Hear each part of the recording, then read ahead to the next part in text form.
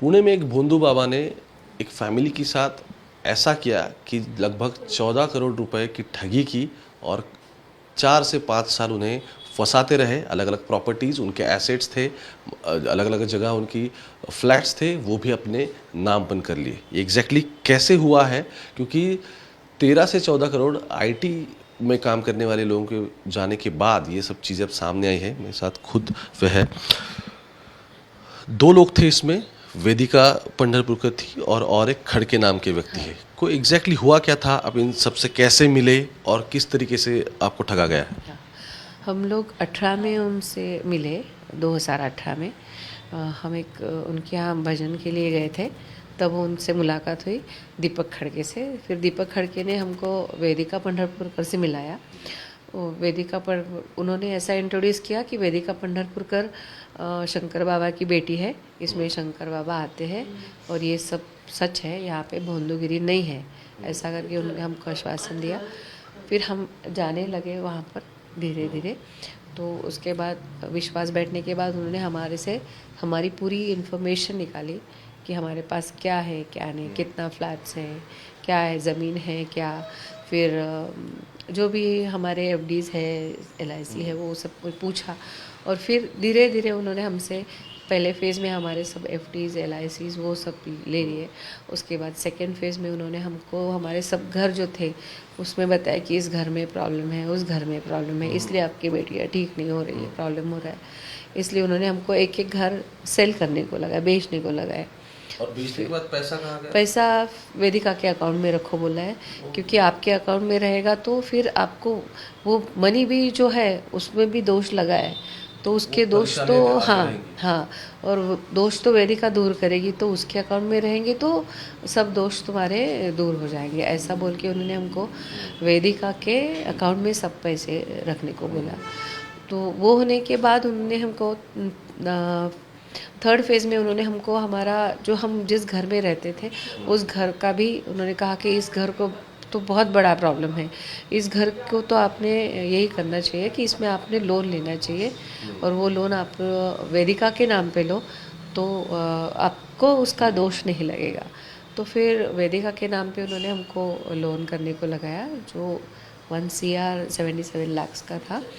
फिर वो उसके बाद उन्होंने बोला कि नहीं नहीं, आपका अभी भी थोड़ा प्रॉब्लम है, आप ये छोड़ के रेंट के घर में रहो तो अच्छा रहेगा। तो अभी भाड़े के घर में रह रही हो? हाँ, अभी मैं भाड़े के घर में रह रही हूँ। तो अभी सब एसेट्स आपके सेल हो गए? सब खत्म हो गया, नथिंग लेफ्ट विद अस। हाँ, वो भी लंदन का भी घर हमारा। आप लंदन में कितने साल थे? 10-12 साल थे वहाँ पर भी, पति के साथ? पति के साथ पूरी फैमिली थी। खुद का घर था, वो भी आपको बेचना पड़ा? हाँ, वो भी बेचा है। वहाँ पर भी उन्होंने कहा उसके उस घर के नीचे भी सब वो ही है, भूत है, ऐसा है वैसा, ऐसे ही बोला उन्होंने। उसके वजह से आपको सब दोष लगे, क्योंकि आपकी बेटी का बर्थ वहाँ पे हुआ है, तो उस समय जो हुआ होगा तो उसका इफ़ेक्ट आपकी बेटी पर है, ऐसा बोल के उन्होंने हमको वो भी घर बेचने लगाया उधर का। तो ये वैसे होता क्या था? मतलब उनका क्या दरबार भरता था, या आप वहाँ जाती थी, या फिर कुछ ऐसे स्पेसिफिक ओकेजन थे जहाँ कुछ सेलिब्रेशन वगैरह होते थे, या किस तरीके से हुआ ये सब? एक्चुअली उनका दरबार भी होता है हर महीने में।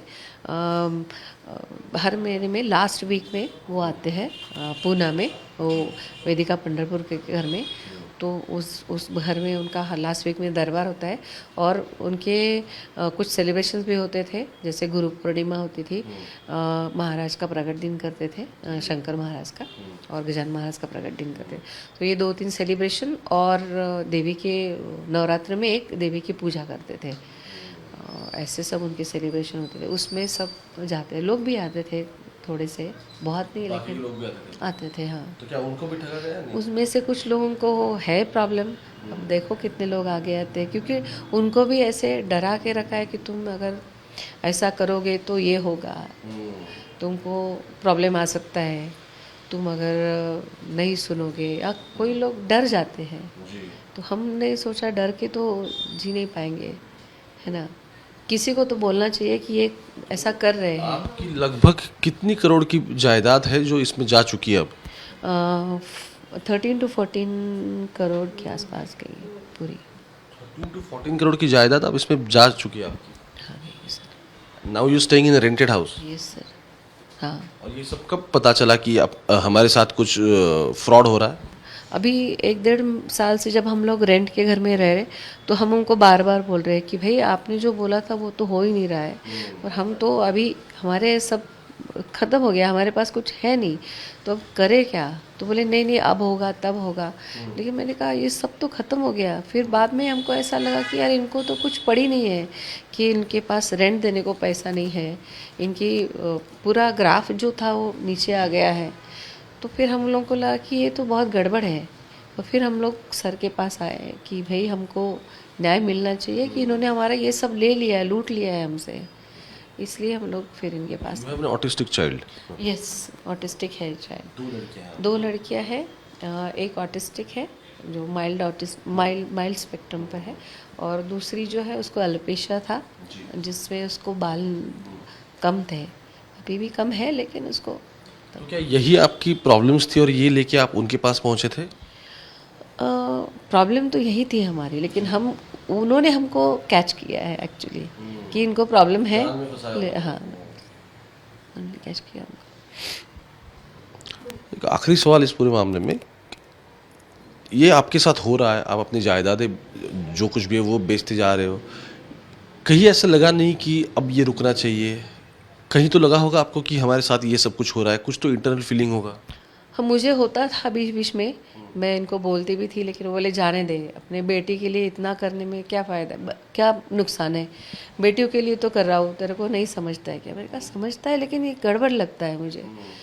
फिर उनको भी एहसास हुआ जब कि भरे नहीं ये तो होने वाला नहीं है अभी, तो उसके बाद हम लोग अलर्ट हो गए। उनको माँ बाप को बच्चों के लिए ही होता है, और जिसमें उसके पिताजी ज़रा ज़्यादा ही इमोशनल साइड में है, उनको बच्चों का मेरे से ज़्यादा है, 100% ज़्यादा है। तो इसलिए वो थोड़ा लेट समझ में आया उनको कि नहीं बाबा ये गड़बड़ है। नहीं तो वो तो सब कुछ देने को तैयार थे, बेटियाँ अच्छी हो तो क्या करना है ऐसे उनका। इनके पति अभी पुणे के कमिश्नर के दफ्तर में बैठे हैं, जहां वो एफआईआर दर्ज कर रहे हैं, क्योंकि अभी तक एफआईआर दर्ज नहीं हुआ है, और जब होगा तब और चीज़ें इसमें बाहर आएगी, क्योंकि इनके साथ ये बात कर रहे हैं कि और कुछ भी लोग थे तो उनके साथ भी ठगी हुई होगी। मेरे साथ इनके लॉयर हैं जिन्होंने सब मामला आगे लाया और फिर सबको ये पता चला कि ऐसे सब कुछ हुआ है। विजय सिंह ठोमरे मेरे साथ है। अब आगे की कार्रवाई कैसे होगी, क्योंकि अब एफआईआर तो दर्ज हो रहा है, लीगल एस्पेक्ट्स क्या रहेंगे? नहीं, आप लोगों को एक बात समझ में, सब लोगों को मैं पहले बोलना चाहता हूँ कि एक लंदन में पढ़े लिखे या उधर रहने वाले लोगों ने इतना बड़ा अमाउंट एक मांत्रिक को या किसको क्यों दिया, क्योंकि उसके जो पिताजी थे तो वो बहुत प्यार करते थे वो लड़कियों को, और वहाँ के ट्रीटमेंट या वहाँ कुछ नहीं होता था, इसकी वजह से वो सब छोड़ छाड़ के इंडिया आए थे। तो इसी दौरान उन्होंने ऐसा भरोसा दिया कि खुद भगवान उनके शरीर में आते हैं और भगवान बात करते हैं, और वो वैसे एक्टिंग भी करती थी, 1-1 घंटा बात करती थी। इसमें सब ये इमोशनल ड्रामा में आके ये प्रॉपर्टी, इन्होंने लगभग 14 करोड़ की प्रॉपर्टी ठग ली है। दूसरी बात ऐसी कि जब हमने ये हमारे पास आए तो पहले हमने application, return application commissioner of the police Pune उनको दिया था। आज ही उन्होंने हमें टाइम दिया था सुबह 11:30 बजे का, हम मिल के आए हैं। अभी जो इनके पति है वो उधर एफआईआर ही दाखिल कर रहे हैं।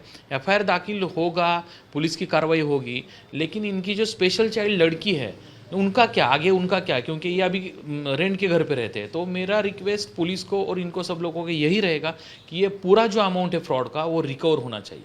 अगर रिकवर होकर अगर पीड़ित को या विक्टिम को मिलता है, जिनको ऊपर फंसाया गया है उनको मिलता है, तभी ये जस्टिस होगा।